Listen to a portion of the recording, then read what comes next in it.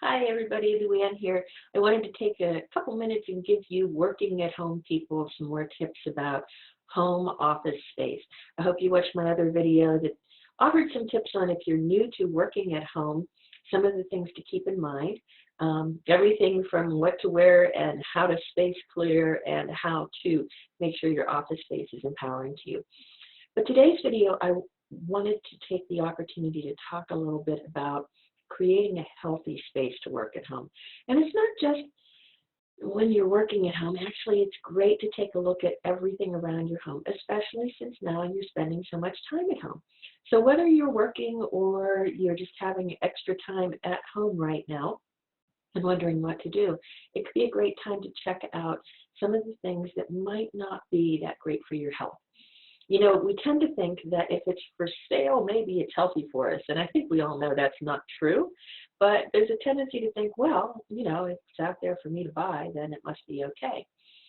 One of the things I want to talk about today is EMFs. And EMFs are electromagnetic frequency waves that come off of your electronic devices that are not great for your health. The reason why they're not great for your health is your own body has its own sort of electrical rhythm going on.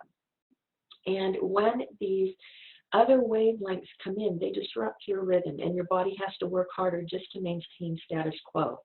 You know, we can get away with it when we're out in the world, but when we're at home and we're sleeping, resting, our body's trying to restore and heal, we don't want any outside influences.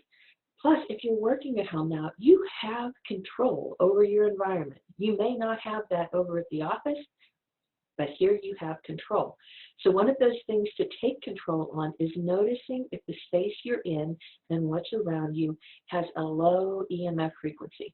Now, it's not something you can see, and while it's interesting, you can feel whenever it's a real high frequency. If you want to test this, go out to where your electrical box comes, the junction box outside with the meter, comes into your home.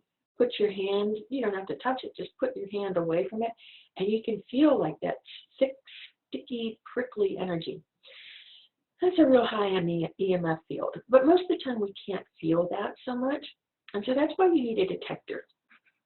You can purchase detectors out there, and you'll find them out there any place where ghost hunters are looking for EMF detectors, because you can use them for that too. But I use my EMF detector to look for health and safety issues. And so this is a free app that I've downloaded. I have an Android phone, but you can, I'm sure, get it on iTunes phones or Apple phones. iPhones, that's what they're called. And it's called Ultimate EMF Detector. And it has different screens on it. I tend to like this. I think this one's called the Classic. But it has a little meter on it, if you can see. So, you know, right here, sitting in my office space, right now it's sort of a yellow. And I can tell you why. It's because I don't normally sit on this side of the desk. It just has a nicer background here.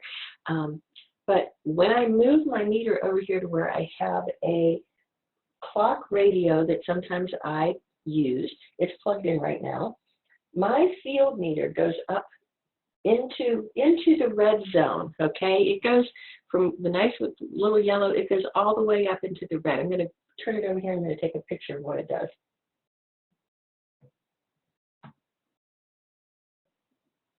Oh, I'm going to try to take a picture of what it does. Let's try that again. Okay, here, I'm going to take my picture. There we go. And let me show you that. Not that you're not taking my word for it. Oh, guess what? I didn't take a picture of that. I took a picture of Breezy. Anyway, I guess my point is download that free meter. Check out your office space. And if there's things there that have a really high EMF reading, unplug it. Move it away. The further you get away from it, the better it is. And sometimes you can't even tell. It might not be something in your actual room. It might be something on the other side of the wall. It could be if there's a refrigerator, a microwave, an air conditioning unit.